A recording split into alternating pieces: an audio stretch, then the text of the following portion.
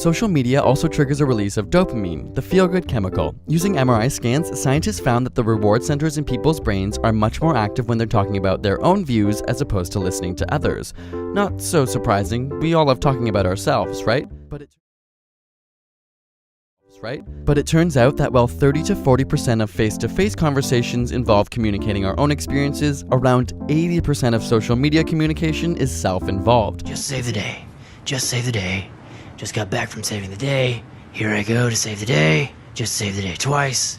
I'm saving the day. Just save the day tagged with Wonder Woman. We also see a shift when looking at multitasking. You might think that those who use social media or constantly switch between work and websites are better at multitasking, but studies have found that when comparing heavy media users to others, they perform much worse during task switching tests. Increased multitasking online reduces your brain's ability to filter out interferences and can even make it harder for your brain to commit information to memory. Like when your phone buzzes in the middle of productive work. Can't log off? Surprisingly, 5 to 10% of internet users are actually unable to control how much time they spend online. Though it's a psychological addiction as opposed to a substance addiction, brain scans of these people actually show a similar impairment of regions that those with drug dependence have. Realize that this media we call social is anything but when we open our computers and it's our doors we shut.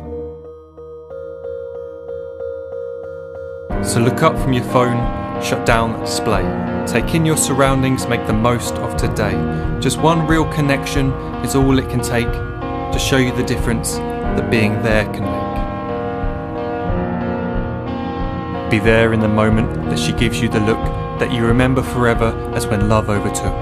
The time she first holds your hand or first kiss your lips. The time you first disagree but still love her to bits. The time you don't have to tell hundreds of what you've just done because you want to share this moment with just this one. The time you'll sell your computer so you can buy a ring for the girl of your dreams who is now the real thing. The time you want to start a family, and the moment when you first hold your little girl and get to fall in love again. The time she keeps you up at night and all you want is rest, and the time you wipe away the tears as your baby flees the nest. The time your baby girl returns with a boy for you to hold, and the time he calls you granddad and makes you feel real old. The time you take in all you've made just by giving life attention, and how you're glad you didn't waste it by looking down at some invention. The time you hold your wife's hand, sit down beside her bed, you tell her that you love her, lay a kiss upon her head.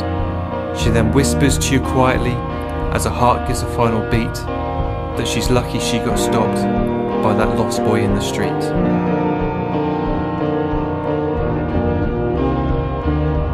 But none of these times ever happened.